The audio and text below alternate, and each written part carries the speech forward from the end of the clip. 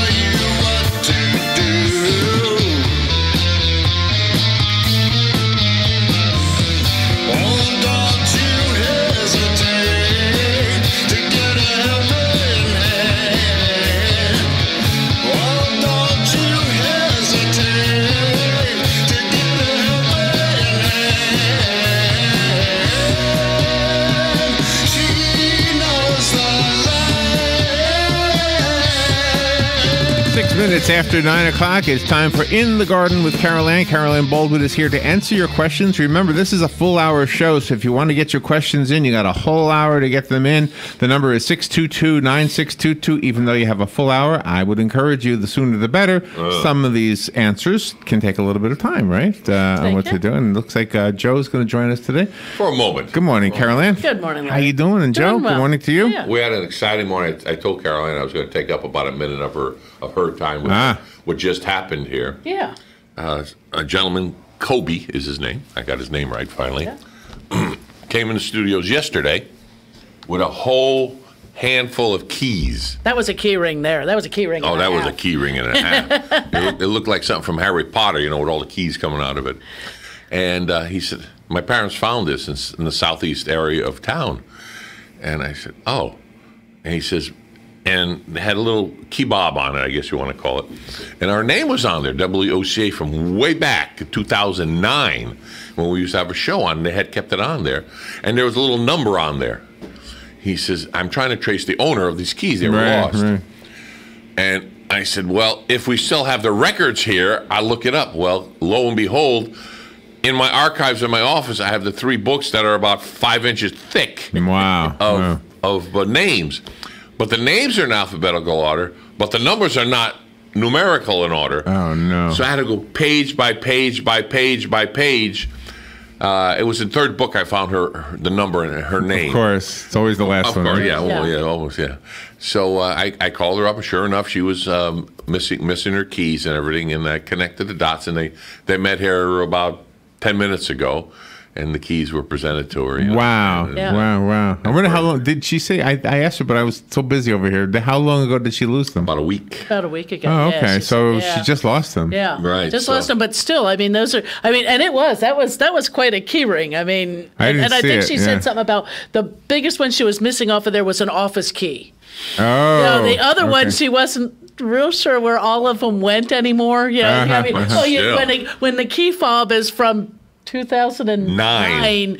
Yeah, some of those keys might have been. But just to have the key fob on it, number one. Yeah. Number 2, her name was still in the file. Number 3, the phone number was still the same. Yeah, that's true. You know, it was everything. Mm-hmm. And because she had 2 key fobs on there, and the other one, all they had was her first name. The other was a sandwich shop. Yeah, sandwich shop. That only had her name, her first name. Attached so he had given me her first name. That's all he knew. So when I found it in the file, I said, first name matches. Called her up. Well, so she was all happy for that. Happy to get her keys back. And I'm glad we were able to facilitate something like that. And of course, for his help, we gave him a WOCA T-shirt and a couple of Bob Wine's gift certificates and some Freddie's gift certificates, just for him being a good citizen. It's just one of those things. You don't know whether or not it was that the child threw the keys out of the window because that's the play toy, or if they were important. Who knows? She could have been on the bicycle. It fell off while she was riding. Because she looked young enough she could be on a bicycle riding. Right. But she also I would sell a bicycle. Am I riding? But no, that's great. Yeah, community at its best. Yeah, that's it kind of involved us in between all. Yeah, I was glad to help. Yep. One of those Good feeling. And there's just like when you plant a tree and it grows. You know, yeah. Good feeling, right? That's a segue. Let's call it a segue back to you. Yep. Thanks, Joe. You're welcome. Hey, we had a story this morning about a guy who was using his old Christmas trees, I guess he had more than one, as goat food or something. Yeah. What do you do? Oh, yeah. Crush it up? No. You just throw them out there in the pastures where they're at, and they'll eat them. Oh, Yeah. That's what they rent a goat. Yeah, they have a rent-a-goat. What's it called? Rent a goat? Or I've seen rent-a-goat, yeah. They have them. I heard about it in North Carolina for the first time. And the man comes, and I think he sets up the temporary fences. Okay. And just lets the goats out and eat it. Okay. To help clear out some overgrown areas. Well, they can't get in with bush hogs. Right. And these goats go around the trees, and it's like, oh yeah. And they eat poison ivy. They eat stuff that you wouldn't necessarily want to get into, right? And yeah, it might take it a few weeks or whatever. But that's yeah, record time, though. Yeah. For that. Oh yeah. But then I found out they do it here in Florida. There's a. Oh, is there so? I can't think of the name. It's not Rent a Goat, but it's we did have a story about Rent-A-Go, and you remember the problem, Carolyn? Do you remember we had this story? The problem was they would poop the poison ivy. The seed. Well, it's got to come out, yeah. And it would plant it again. Oh, does it? Yeah. Well, if it had seed going on, anything that it's going to consume, So you got to hire them again to read. But if it's the matter of that you're trying to clear it initially and that then you can maintain, because a lot of times it's just there's so much brush or bramble out that you could clear. You borrow the goats to do the initial cleanup, and after that you're doing selective tree removal that you can then get your equipment through or that you would maintain because they'll eat all the briars and all that. That's a lot of clearing. If I remember right, the reason for the goats was not because you couldn't cut it with a lawnmower, but because it was near the hard to get areas, like the posts for the fence. Okay, it was in those hard to reach areas. They would eat it out of there, right? And then if they poop it in the middle of the yard where it's easy to mow down. So. They won't poop right by the fence, logically. Right. What is amazing is there's like Mother Nature's lawnmowers. Right. Yeah, sheep will do a better job at mowing grasses down, but the only problem with sheep is that they'll also go a little too far and eat the roots. But sheep are another one, and I think I've even seen those rented and it could just be a neighbor loaning them. But the goats eat more. Yeah, I think the goats more variety. They'll eat anything. Yeah, they'll almost eat more like pigs.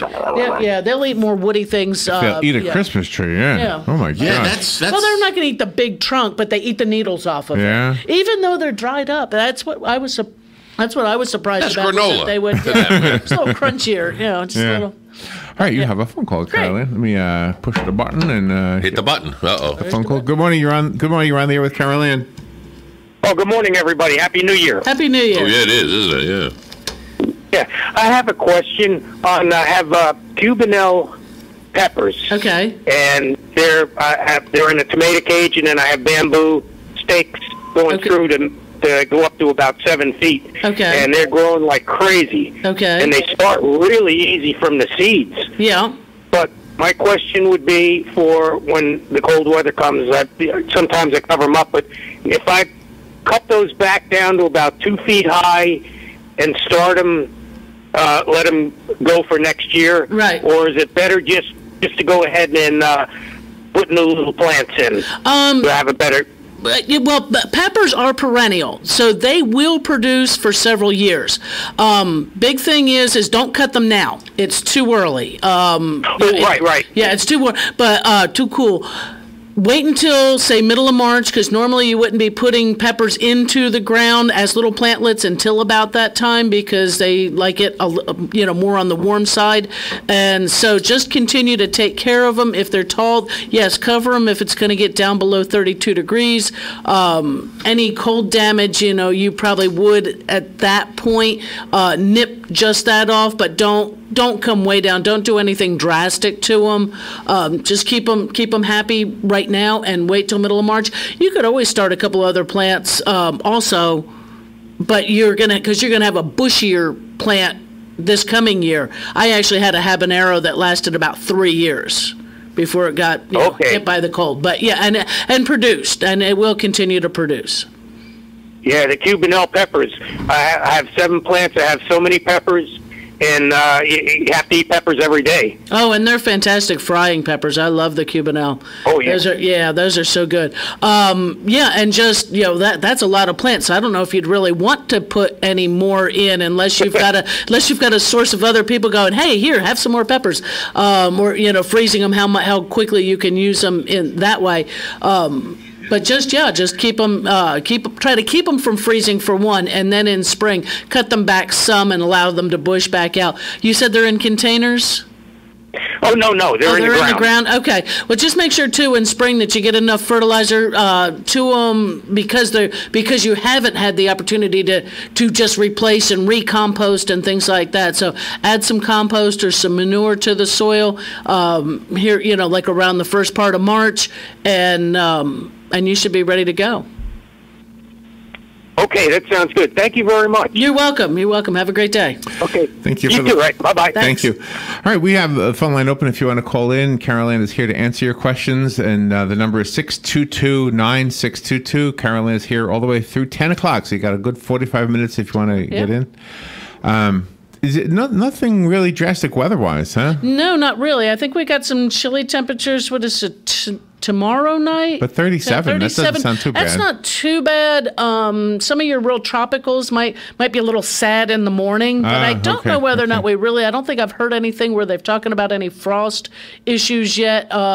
You might on your tropicals give them a little cover just because we've been so warm that nothing's acclimating to wintertime. So maybe after the phone call, you can explain what would be a tropical. Sure. I'm not really sure which plants that would be. Good morning. You're on the air with Carol Ann.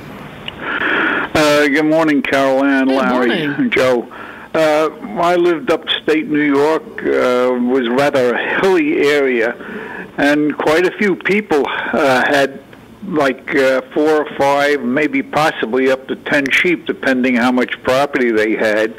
And it wasn't that they couldn't mow the fields or whatever you want to areas. The fact that it was so hilly, it was rather difficult. Made it a little difficult to mow. So they had these sheep, and they kept the grass beautiful, right? And it always looked beautiful because they were fertilizing as they were going along. At the same time, that's it. But the point of the matter is they did have them, and this particular area, which was the tri-state area, New York, had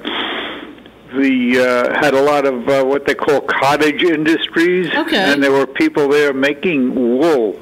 They clip the sheep. They shear the sheep in the spring, and they shear the sheep, and the wool was given or sold to people who turned around and made the wool thread, and then made products to sell. So I mean, there's a deal there where having a few sheep just keep producing product one after another. Right. It all benefited the homeowner or the property owner had the sheep to keep his property clean.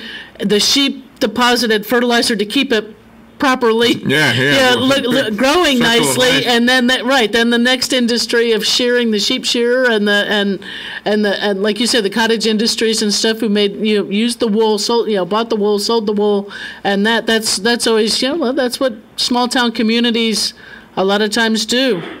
But it was amazing how one thing sort of helped the other, and it was like a big big cycle that took place. That's a great great thing. There's actually there's a charitable organization that does like that. When you'd be riding along and you see these sheep on the side of a hill or something, it was very picturesque. Just grazing away. That's always kind of neat. That's always neat. I appreciate that. You jogged my gray matter, so it came up with that memory, and I can still picture this one area with the hill, and the house was on top, and there's the sheep just munching along, chopping away. Yep, there you go. That's fantastic. Anyways, thanks everybody for the programming. Thank you, Carol Ann, for doing the program. My pleasure. Happy 2019. And to you as well. Thanks for being a listener, and look forward to your calls throughout the year. Thank you, Sonny. Thanks, Sonny. And it looks like we can go straight to the next one. Good morning. You're on there with Carol Ann. Yes, good morning and Happy New Year. First program of 2019. Good morning. Actually, second. I was here New Year's Day.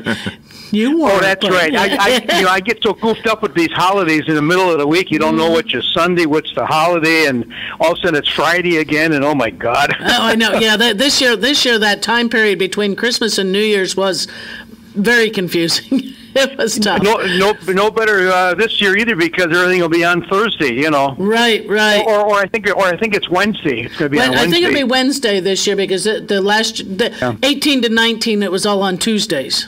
Yeah. See, I don't have any sheep in my backyard, but as I'm speaking to you right now, I've got a flock of white birds with these big, long peaks picking away. Yeah. And are they doing any good or damage or just what's going on out there? Well, they're not doing any damage. They're actually eating insects. More than likely. Yeah, they're probably eating insects, beetles and grubs that'll be in the ground. They'll eat lizards, so there could be some small lizards with the cooler mornings and things like that. The lizards don't move real fast. Small toads and frogs they'll eat, all that kind of stuff. But yeah, if they're congregating in one area, you might think that you may have some grub issue, but the birds will usually, they're going to take care of that. You'll see that too if you see a bunch of crows in the yard. That they're eating the grubs also. Maybe what they're pecking away like that, they're kind of aerating my lawn too, huh? Yeah, they would be, because they're reaching down in there, grabbing ground beetles, probably some ground wasps, solitary wasps and things like that are just right there where they can poke.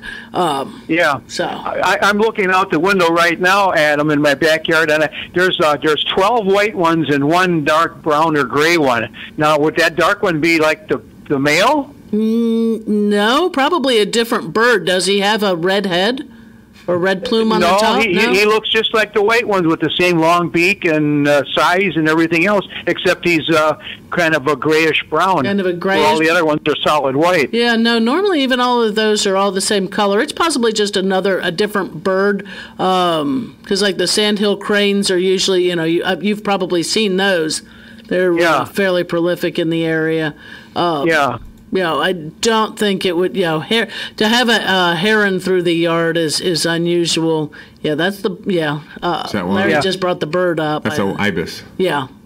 Yeah, I was thinking that the brown, the dark one was the male, and all of his lady friends were the white ones. I can say, but that bird is pretty busy, No, I think he's actually a different variety, just maybe coming in for the.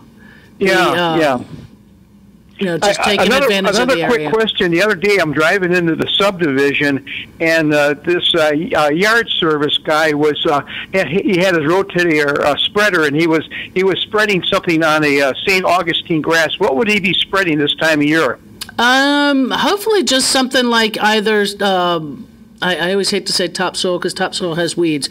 A compost kind of thing, or something like a black velvet, a manure type thing, or like there's now another brand, but like the Milorganite type products, which are not going to force the grass to grow, but will help to keep it green. On a St. Augustine, if it's a little more of a soil type thing, it's going to help those runners of the St. Augustine. It'll kind of cover those a little bit, encouraging that lawn to be a little stronger in spring and summer. Would you recommend that for Bahia grass? It's not really necessary on the Bahia to top dress like that, but if you wanted to do the Milorganite type stuff, it would, it's not going to hurt it. It's not a true fertilizer where you got an NPK rating on it. It's, it's very mild, very, light. It does sort of condition the soil more than fertilization, so it does green, it does offer an iron source, and such like that it does benefit the lawn. Yeah, I was going to say, with all the rain we've been having, the grasses, it hasn't gotten really burnt out yet because of cold weather. We had a little cold weather in late November, but it's kind of come back. In fact, my ryegrass, I've got to cut my ryegrass once a week. It's just, it's really going good. Oh, yeah, the temperatures for the ryegrass have been fantastic. And you're right, the lawns have not gotten that real straw brown color because we've not had cold weather. And that's why I said, with this, it's early January now. We still have 7 weeks of time, actually more like 8 weeks that we can get some seriously cold weather. I'm not seeing any in the forecast yet, but we never know. And unfortunately, nothing has had an opportunity to truly go dormant. Like you say, the last cold spells we had were way before Christmas. Or I guess it was November, maybe. Was there one early December? I'm not recalling now. It was right after Thanksgiving. It was late. Right, and those. I mean, that's when we had some frost go on, this and that. So that damage occurred. But now we've been actually above seasonal, above temperature, warm at night as well as daytimes. So things have greened back up. We've had a little rain. And so if we were to get some serious cold, you will see some more damage occur than if we'd have been more seasonally cool, like we've been these last 2 days, where we're not quite as warm during the day, a little cooler at night. Things have a tendency to slow down at that point, so that when the temperatures really drop, they're not, they're not trying to bud out and grow. So that's what we're going after. Wouldn't you think that at least if not maybe 2 hard freezes would be good to kill all the insects and stuff that we don't want in our lawns? It doesn't really kill anything off. That's the only problem. It just slows them down a little bit. It just puts them asleep a little bit longer, but that doesn't really. Everybody says, "Oh, you get a couple freezers, gets rid of a bunch of the mosquitoes." Well, it does temporarily, but it's not really killing off enough quantity for that you will notice any difference the next season. Not really. So usually what happens just in the lawn, if we have a good few hard freezes, we just have more damage to our plants that then has to come back. Okay, well, thank you very much. I'm not going to let my dogs are looking out the window at the birds walking around back there, and I know they want to go out there and chase them, but I'm not going to let them do it because these birds are doing my lawn good. So they're just going to have to wait till they fly away, and then they can go outside. Yeah, just give a little while, then let the dogs chase, because they might hang out all day for you, and then the dog's going to have their legs crossed. So we don't want to. Okay, well, thanks a lot. I'm looking forward to a great gardening show all year round. So are we. So bye now. Bye now. So I was looking it up. I don't know if it's an ibis, but that's what I'm imagining it is. Yeah, an ibis. Ibis or depending on the size of them, it could be the cattle egret too. But I was thinking maybe he could take a picture and put it on your Facebook page in the garden. So, right, and so Hugh, if you're doing that, do that. We would like to see what it looks like. Right. And see, and I've forgotten, I need to put the pictures on that I took yesterday. I put them on my personal Facebook page, but I need to put them onto the In the Garden page. Was a falcon that happened into my store, into my garden center. Oh, really? And I mean, I didn't catch him catching anything, but I was maybe 4, 8, 12, maybe 12 to 15 feet away from him while he was looking around underneath some of the plants to see if there was any creatures he could chase. But that was kind of neat. So you did, or you did not put a picture? I didn't put it on in the garden. I've got it on my own personal one. I gotta put it on the So your apple tree looks so good. Yeah, compared. I'm hoping mine is not dead. If the leaves are still green, it's okay, right?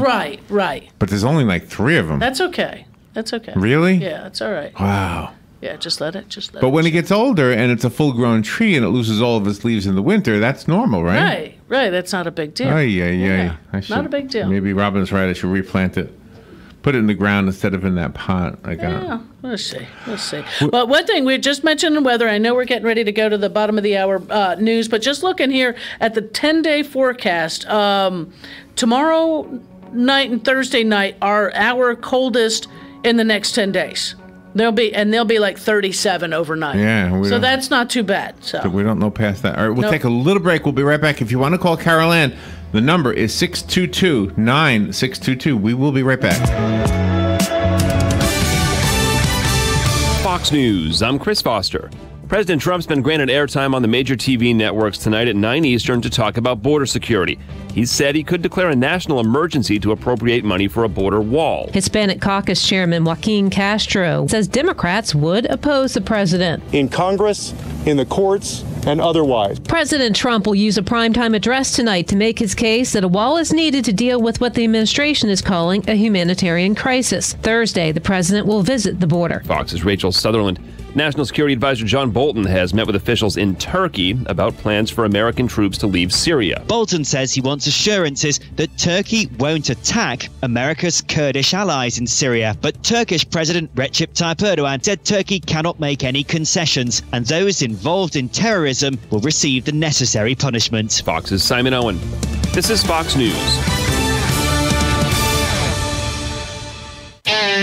Pros in the know start with Lowe's, because Lowe's makes it easy to save big on building materials to finish any job. Need to stock up on water heaters? Save 5% on select A.O. Smith water heaters when you buy 3 or more of the same model. Plus, save 5% on eligible purchases every day when you use your Lowe's Business Credit account. So, Pro, now that you know, start with Lowe's. While supplies last, credit offer subject to credit approval. Can't be combined with other credit offers. Exclusions apply. U.S. only. Here is your 1-minute news brief. Incoming Governor Ron DeSantis and Lieutenant Governor Jeanette Nunez will be sworn into office today. Other elected officials, including Chief Financial Officer Jimmy Patronis, Attorney General Ashley Moody, and Commissioner of Agriculture Nikki Fried, will also take their oaths today. Today also will see a change in the Florida Supreme Court when the terms of 3 justices will end. DeSantis says he plans to name the first of 3 replacements by tomorrow. DeSantis said he also plans to make an announcement in the first week of his governorship regarding smokable medical marijuana. A Sarasota substitute teacher has been accused of spreading human feces on tables and grills at a park where a principal was hosting a birthday party. And the University of Florida Office of Lifelong Learning is looking for actors and actresses to appear in upcoming TV productions. The job pays $200 to $300 a day. Auditions will be in Gainesville January 16th and 17th. And that is your news brief from The Source. A nice day on this Tuesday with lots of sunshine. It will be warm this afternoon with a high between 76 and 80. Mainly clear Tuesday night and starting to turn a little cooler. Lows ranging from 52 in the coolest spots to 58 along the coast. For Wednesday, not as warm with times of sun and clouds. Highs ranging from 68 in the cool spots to about 74 along the coast. Thursday, mostly sunny, breezy, and cooler highs in the upper 50s to mid 60s. From the Florida Weather Center, I'm meteorologist Joe Lundberg. Friends, countrymen, tourists, and Ocalans, lend me your ears. Hey, speaking of ears, there is an opportunity for you to help feed and provide good maintenance, housing, and medical care for Marion County's rescued big cats, bears, monkeys, and other disabled or unreleasable wild and exotic animals. Take a tour on Wednesdays or Saturdays of the Endangered Animal Rescue Sanctuary. Call 352-266-2859. The Endangered Animal Rescue Sanctuary is affectionately known as EARS.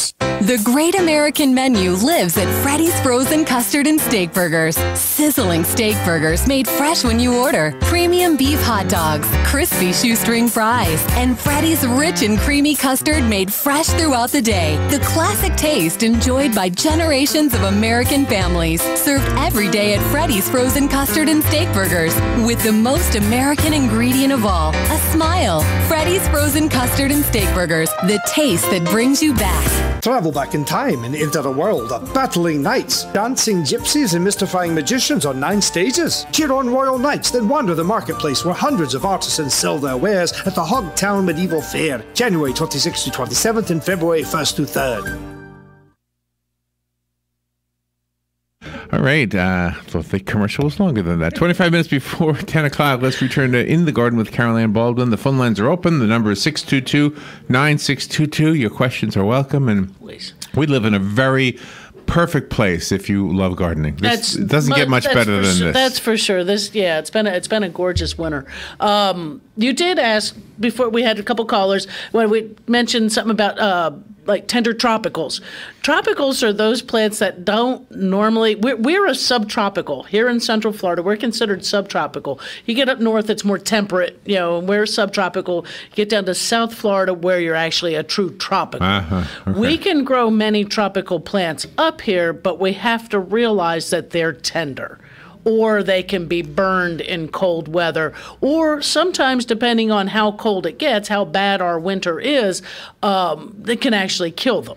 But things like hibiscus, ixora, things like that if it's going to frost, actually with your ixora, if it gets down below 32 degrees, you can walk past the dwarf one, has little tiny leaves, and just whack that thing, and all the leaves will fall off. Oh, no. I mean, the leaves won't even necessarily be brown yet. The leaves, they'll just fall off. Really? Because it's a stress. It's they don't like temperatures normally below 40 degrees. Hibiscus and things like that will acclimate quite a bit. And below 40, when you get up in the morning, it might look sad, but once it warms up during the day, usually it'll perk up. But if it's going to be frost and freezes, you're going to get some damage to those plants. Those usually aren't going to kill them outright, but that's when we start thinking about the frost blankets or the additional mulch and things like that to keep the root zone going. Hibiscus shrubs that have been in the ground for an extended period of time and are healthy otherwise will handle that, even if they are frozen. Boom, all the way back. When you cut them back in springtime, they'll come back up from the ground. So it's not that you've lost them. Sometimes you just have to have some patience with them for them to come back. Croton is another one. They'll usually come back if it's been a pretty bad winter. There's so many different things that you can cover plants with if we're going to have frost. But like I said, looking forward for the next 10 days, our two coldest nights are going to be tomorrow night and Thursday night at 37 degrees. I'm not seeing, on this, it's not showing any frost possibility yet, but, which you can have a little bit of frost during those, even with the temperatures being a little higher. Or if you're going to cover, be sure that it's not touching the plant. Use a couple little bamboo stakes. If the plants are small enough, the use of a large cardboard box just over the plant or a bucket. Those things you do need to remove during the day. If it's an actual frost blanket, you can get away normally with leaving them on for a day or two without having to take it off. You might vent a corner, just a little air in, but to have to take it down, put it back, take it down, put it back kind of thing, don't worry about. Unless it's something more solid, like a box or a bucket, on the smaller plants. So, my experience and very, very, very limited. So the only plant I have had to worry about in the cold was the banana plant. Right. Is that one kind of too big to worry about? It is. Not a whole lot you can do about it, right? No, there's not a whole lot you can do about it. They normally, the banana, and people will have, you usually end up with a whole cluster of bananas over time. I want to say they call the underground portion of that is not just a root zone. They actually call it a mat. No, really? Under there.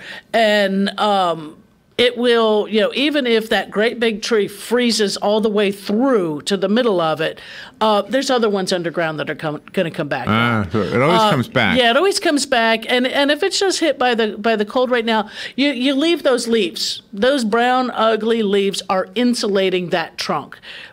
Banana trees, if you've ever dealt with them before, are probably 98% water. Yes. They're so heavy because of that. Yes, they are so heavy. So you can cut these back in spring, wait till danger of frost is over. You can either, if it froze all the way through, you'll know because it'll be mushy. Normally they'll just get some damage to the top. You can then either just usually easier with a serrated knife, cut the bad leaves off and start from a very large plant, or take your machete or again a serrated knife and cut them off, and the leaf will unfurl right out of the center because they're a giant herb. And you almost can see it happening. You can almost watch. It's like planting sunflowers. You can about watch them grow. If you come back in an hour, it's probably 1 inch already. If it's warm enough, if it's warm enough out to get that to start, yes, you will probably see that coming, or at least within a day or so. Especially if you cut it and you see that green right there in the middle, you're gonna get it's gonna start popping up out of there. It's really amazing. Yeah, it is, and so those are pretty hard to just kill off. it was funny. Years ago, at my mother-in-law's home, she had a large cluster, well, not a medium-sized cluster of bananas tucked in the corner of the house between in a little L-shaped section. Well, had to have some work done on the septic system. And so the guy got in the backyard there with one of those little baby bobcats, and unfortunately he had to just dig them out of there. And so scraped them off, this and that, or no, he didn't dig them out. Some of them had to come out of there. And he just buried them, when he finished, and they popped up in a different place. So they moved them around the corner of the house by accident, because it was still a good location for them. They did not get buried real deep when he redid it. It makes that story. And I always thought it was really easy to transplant the banana plant. Right. But I had taken one over to my mom and dad's house and put it in the corner of their yard, and it just died. It never took off. Root, never grew. Well, you do have to water them. So maybe it was too much sun, huh? Well, no, they like sun. They like really? sun. They like more. They like nice organic soil. I'm not sure. But they like to the soil be enriched. They do need to be watered. Any plant that you're going to put in the ground does have to be cared for initially. So it's one of those. One of those kind of things. Are we being distracted? Yes. It's out of my feet now. So. But no, with the banana tree, I just lose my train of thought there because you're giggling too. Just get things, when you're getting things started into the landscape and all, just remember you do have to give them some care. And if it's cold weather, watch, because that's what we were talking about. The banana trees, just, let the dead stuff hang and ignore the dead leaves on other plants because they'll be fine. Do you sell? But does anybody sell banana plants around? You can find them pretty much anywhere. Okay. I never had to buy one. They just always been there. They just pop up. Yeah, they see. That's that. And another one that seems to have is the elephant ear. Yeah, it takes no skill at all. No, and that's it's a big bulb, big tuber, underground bulb, and it has so much energy in that. And those are an invasive plant. They could get out of hand. But this winter has been so mild that in my neighborhood there's a little swampy area and that has the great big leaf ones. Those like you could use them for an umbrella. They're just as green as can be. I have some small ones in my yard, just as green as can be. Even have a philodendron climbing up a tree thing that's leaves are still right there, green as can be. Nothing's been hit by cold. Actually, the last frost that we had, I think I worked late, so I didn't get my cover out of the house early and this and that. So I didn't cover anything. Nothing was hurt. And then again, I am shaded. They were up on the deck, which is near the house. I wonder if this is going to be one of those years where we have really no extreme cold. And it's so far. So let's hope at this point we don't. Only because nothing has acclimated to it. If we get some extreme, you'll see a lot of plants. But the Northeast has snow in their forecast for today. But they too have been very mild. I have a cousin who lives in Erie, Pennsylvania, who last year they had by the end of the season had 299.4 inches of snow, and this year on New Year's Day I think he said it was 61 degrees. So that was one of those it's been a fairly mild winter for them as well. I'm just looking at the video we posted earlier of the key return. So. Right, and hopefully, let me see. Let me refresh my page here. The pictures of the falcons should be on the In the Garden page now. Hey, Hugh, if you're listening, post a picture of those birds in your backyard. I want to see what they look like. Let's see. What did I do with my In the Garden there page? We go. The pictures of the falcon are there. They're sitting right there on the table. I was about one table away on the other side of the table, so... you got 80 inches of table between me plus a walking area. Okay, where are? Oh, okay, right there. Yeah. Oh, did I miss them before? No, I just put them on. I put them on during the break. Yeah, because I was like, oops, that I forgot to put them on. That is a cool-looking bird. Yeah, that was pretty neat to see him, her, whomever, whomever it is. Just kind of cool to have the birds right there, the wildlife in the. He's strutting his stuff right there. Yeah, he was walking. He's looking under the tables. I think he was looking for a mouse or something or. because it was morning. It was a little cool, so there wasn't a whole lot moving about. He probably saw something there that he wanted. Because right? he'd swooped in, and I got real quiet. And, got to sneak over there. Got a phone call? Great. Good morning. You're on the air with Carol Ann. Hi, guys. Good morning. This is Judy. Yeah. I live on the same road that, I say same road, it breaks off and it's called a different road, but I live on the same area, stretch there that Kenny's place is on. Okay. I have a home that I've actually got on the market right now by owner, and it would be an awesome place for anybody that wants to grow plants, start a nursery. It's an awesome piece of property, 2.58 acres. Uh-huh. But here's one thing I wanted to tell you. I have pencil plants. Okay. And, a lot of people don't want, you know what a pencil plant is. Yeah. Yeah. They are huge. They can and be, my husband doesn't want them because they're so big and he can't get around to covering them all when it falls, And, they're huge. They're pretty big. They're probably 8 feet tall, some of them less. And they would make a good plant for somebody that has a place to keep them. But I'm wanting to move to Kentucky, so I can't haul them with me. You're moving to Kentucky. Will not let me take them. Can't take them. No, actually, because unless you get that agricultural exemption, trying to take them across, out of the area is a little tough. Yeah. So you're looking to rehome them. They don't have good radio stations in Kentucky, just so you know. She can always listen to OCA on her computer. Yeah. But let me tell you, they grow profusely, and they root. Yes. So you just break off a piece and put it in, and yes, it will root. Exactly. Yeah. Exactly. And they're neat plants. A lot of people that have seen them have come by. I've given them pieces because they just love it. Right. Oh yeah. But I can't handle them anymore. I can't take care of them. I can't move them. Right. So. You can't take them with you. So you're looking to rehome them. Yeah. Would you want to put something on the In the Garden? Snap a picture of them and give some information how they can get a hold of you privately, because you don't want to give out information over kind of thing to how somebody could message you that way, or and even I'm not on Facebook. Okay. I'm not on Facebook. Yeah. Mm-hmm. But I just didn't know, if you knew of anybody that would want them and could contact me, because I'd love to get them to a good home. Sure. Well, if anybody's listening, they want to call during one of the break before we end up, and we can maybe get somebody to connect up and do something like that. Sounds good to me. I appreciate it. Oh yeah, you still have a few more weeks in the area, I hope. Oh, my house hasn't sold. Okay. So I don't know how long it'll be, but you got winter coming on, and I don't want to, be having to cover them because they're so big. Right. And if anybody has like a hot house or something like that, it'd be awesome. Oh yeah. But it's got to the point and the age, where we just can't move a lot of heavy stuff. Sure. So anyway, I appreciate what you're doing. All right, thank you. Thank you. Thanks, Carol Ann. You're welcome.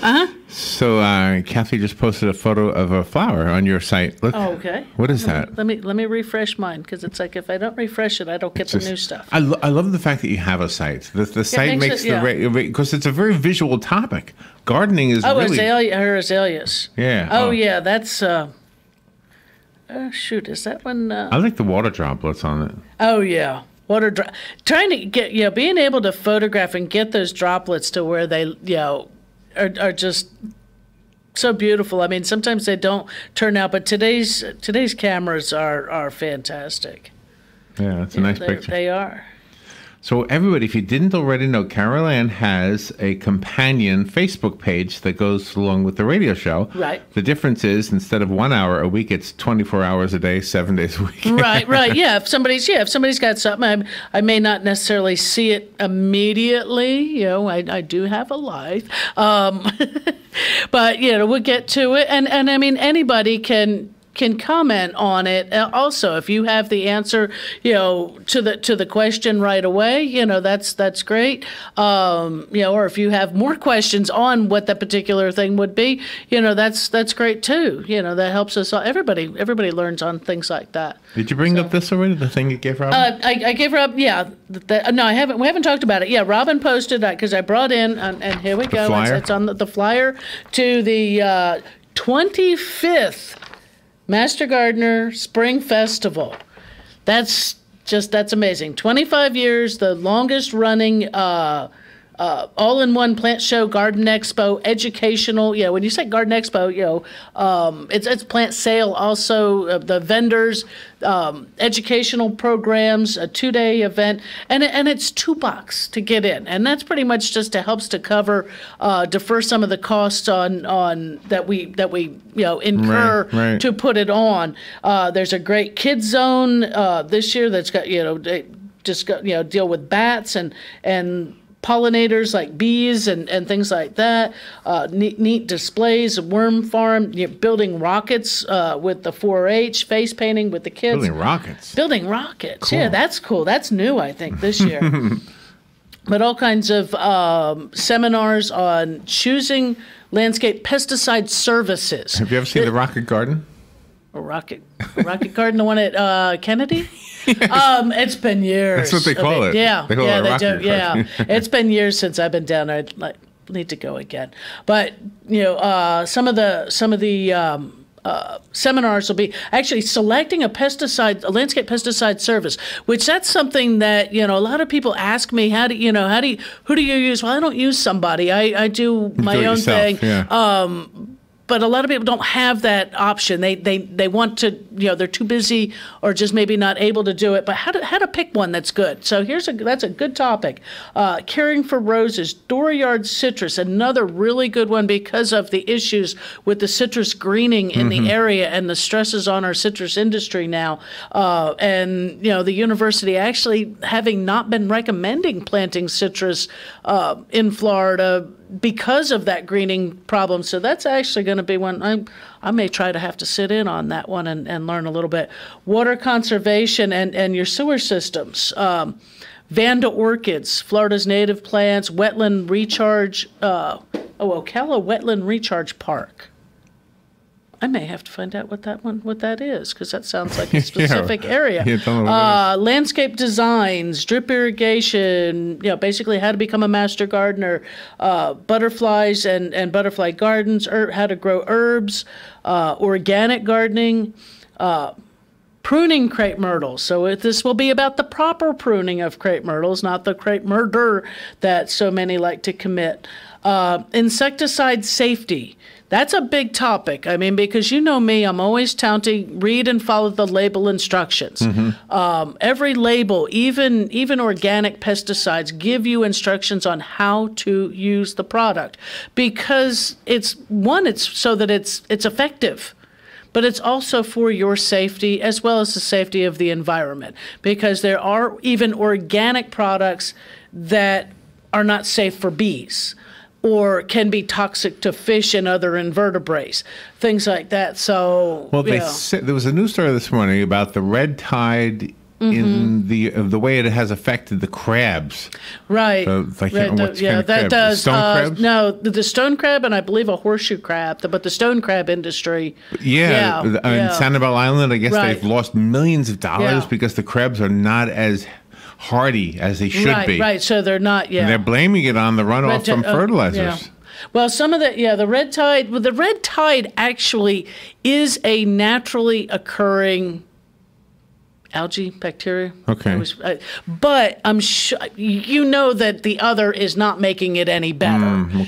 That's feeding it. The green algae that were coming out of Lake Okeechobee were a noxious thing that you can directly link to fertilizer runoffs and things like that. And just being, the insecticide safety is, it's for your health, it's for the health of your landscape, and it's also for the health of the pollinators and everything else in the environment.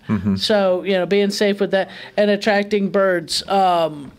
we've gone from a society of over 100 years ago where they used nothing to a society where we sprayed everything left and right.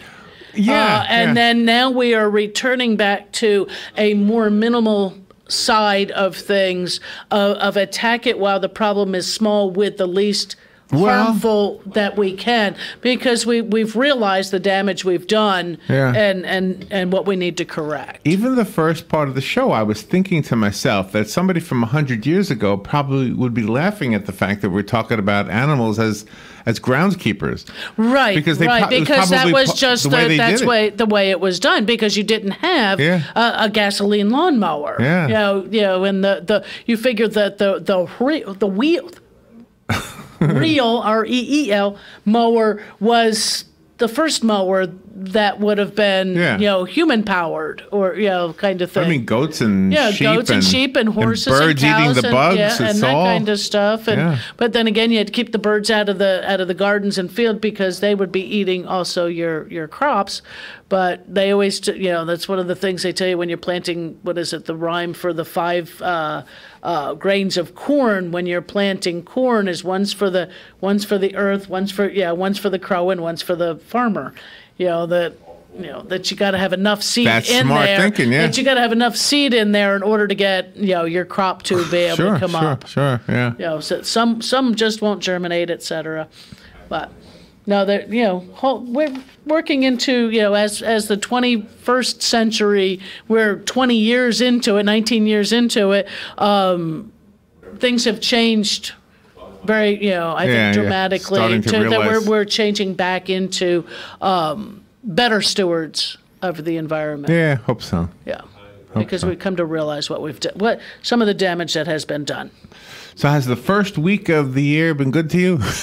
So far, so good. Yeah, so far, so good. I had a couple weeks out of the gym. If anybody knows me, I had to just stupid hand things. They're not fixed yet, but working towards that. So you go to the gym to work your hands out? No, it worked me out, but I hadn't been able to because I had both hands. I had hand surgery on the one, then had tendonitis in the other. How are they doing now? A lot better. This one, I guess I got to go put my soft cast back on today to go back to work. I tried not to. I'm thinking I don't want to wear it today, but I may have to. Oh no. Yeah, I can have a shot next week. So. Well, I will. I'm almost embarrassed to post a photo of my apple tree because I feel like I neglected it. But I didn't really neglect it. Maybe I overloved it. Maybe that's you could have, and that's what a lot of people do. Is that they we overwater, we overfertilize. That's probably what I did, things like that. Yeah. I didn't fertilize. No, but because you planted it and it had, and because I had told you your potting mix already had fertilizer in it, so you didn't need to. But you may have overwatered. You have one last minute call. Good morning. You're on there with Carol Ann. Good morning. Happy New Year. This is Mark. Hey, Mark. Yeah, Mark. How are you doing? Okay, I just had a quick thought. Now we know how Adam kept the Garden of Eden so neat. There you go. Yep. Yeah. That's it. Oh my gosh, that's what we need to do. Thank you. You too. You too. Yeah. Well, just think about it. I mean, we've probably only had 100 years of not doing it that way. Yeah. Or a little more than 100. Maybe. Yeah. Well, probably a little more than that. You figure after when we started getting more mechanized and automated and things like that, and the chemicals started being, hey, you can spray this instead of having to get out and work it. Things changed. And so now we're learning you don't have to spray it, but you also don't have to work as hard either. So work smarter, not harder. And everybody who makes a product wants you to buy their product. Exactly. Yeah, so always read and do follow the directions. It keeps you with anything you do. You're going to follow the directions to bake cookies. Follow directions to learn how your electronics work. Follow directions to use your pesticides. So make a resolution. I don't know if that's the right word, but participate in the Garden Facebook page. It's so much fun to see things people have posted on there. And when you are a member, you get notified when somebody puts something new on there, which is kind of cool. So you get to find out, see what's going on. Thank you, Carol Ann. Thanks, Larry. All right, we'll be right back.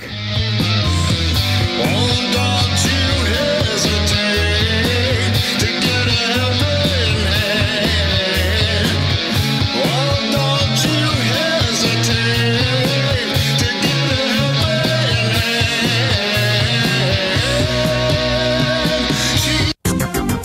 nice day on this Tuesday with lots of sunshine. It will be warm this afternoon with a high between 76 and 80. Mainly clear Tuesday night and starting